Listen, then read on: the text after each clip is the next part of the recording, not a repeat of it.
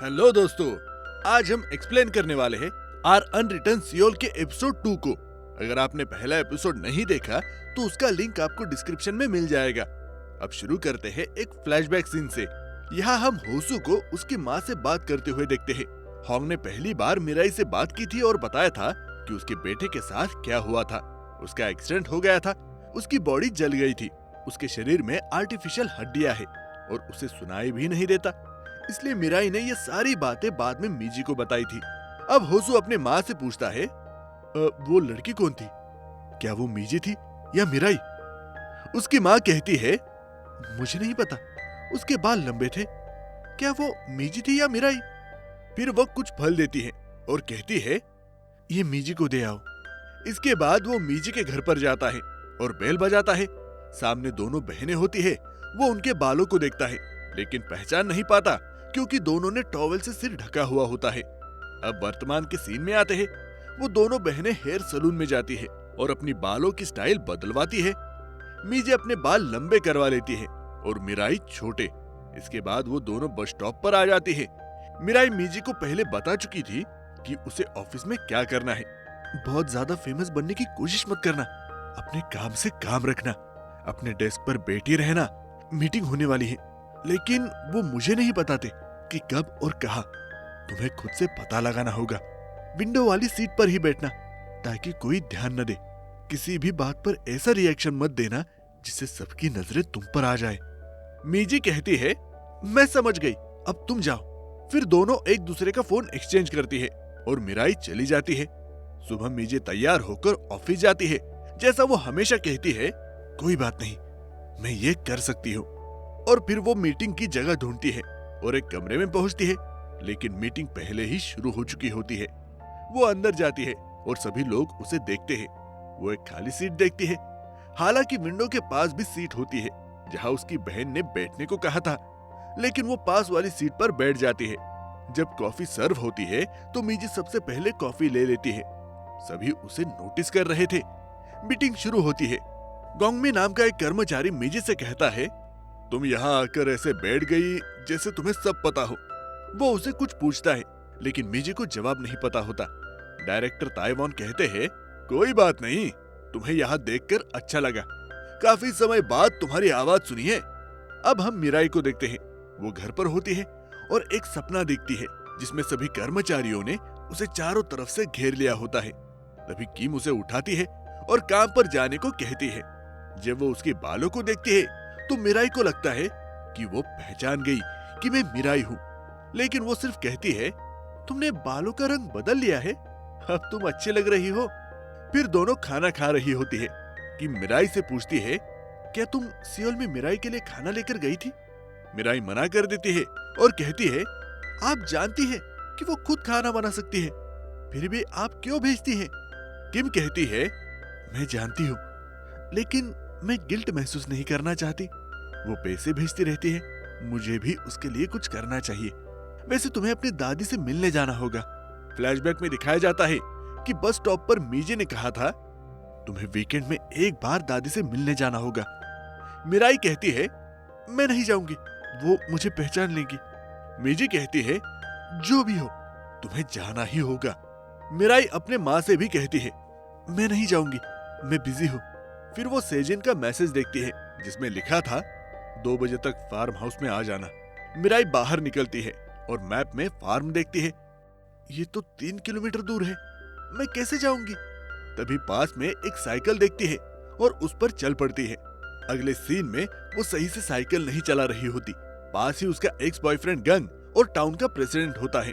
दोनों उसे देखकर कहते हैं, क्या मीजी नशे में है? ये कैसे साइकिल चला रही है?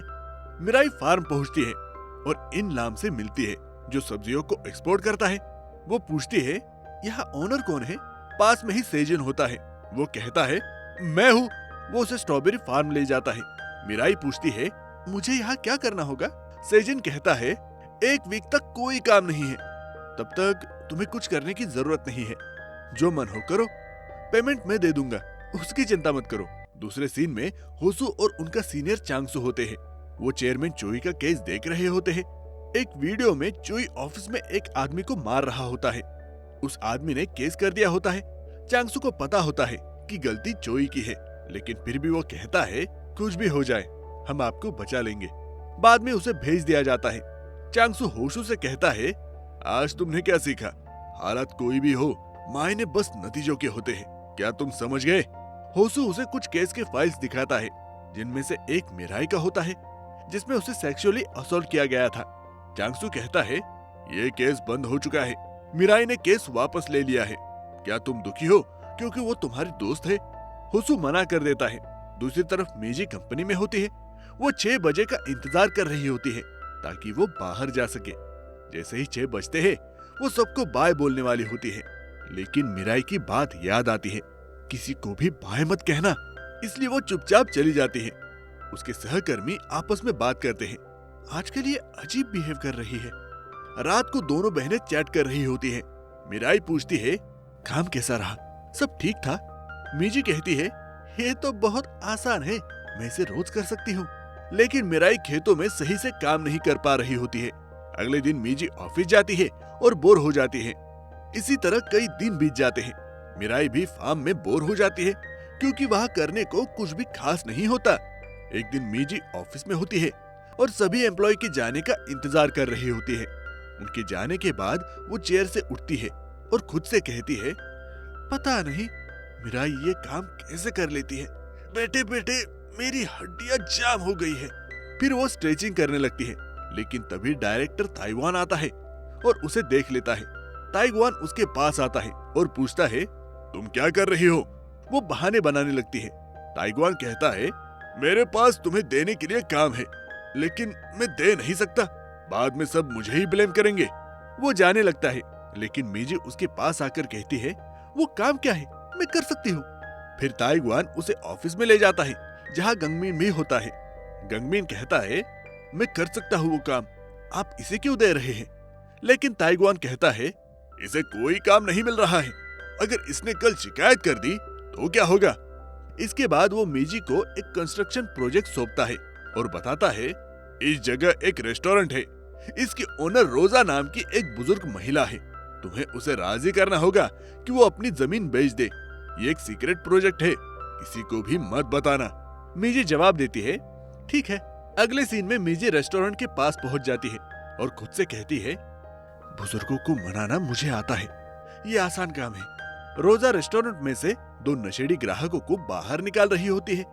बाद में मीजी अंदर जाकर खाना खाती है और रोजा से कहती है, खाना बहुत स्वादिष्ट था, मेरा नाम मीजी है और मैं यहाँ से हूँ।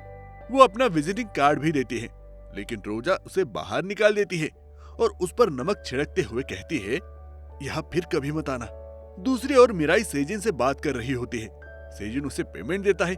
मिराई कहती है, 1 हफ्ता हो चुका है, अब बताओ मुझे क्या करना है? लेकिन सेजिन कहता है, तुम एक और हफ्ता इंतजार करो। उधर मीजी कंपनी में एम्प्लॉय लिस्ट देख रही होती है और जानना चाहती है कि रैंकिंग में पहले और दूसरे नंबर पर कौन है। उसे पता चलता है कि पहले नंबर पर ताइवान है। उसे मिराई की बातें याद आती है कि ताइवान नंबर 1 हो सकता है, वो काइंडनेस दिखा सकता है, लेकिन उस पर भरोसा मत करना। मीजी सोचती है, मुझे जो प्रोजेक्ट मिला है वो पहले से ही सेटअप किया गया था, अब मैं क्या करूं? वो गूगल पर सर्च करती है कि लोगों को जमीन बेचने के लिए कैसे मनाएं। तभी मिराई का मैसेज आता है, जब तुम्हारे पास कोई काम नहीं होता तो क्या करती हो? मीजी जवाब देती है, मैं तो चिल करती हूँ। अगले दिन मीजी फिर रेस्टोरेंट जाती है, लेकिन कोई फायदा नहीं होता। वो हर रोज आती है, लेकिन रोजा नहीं मानती।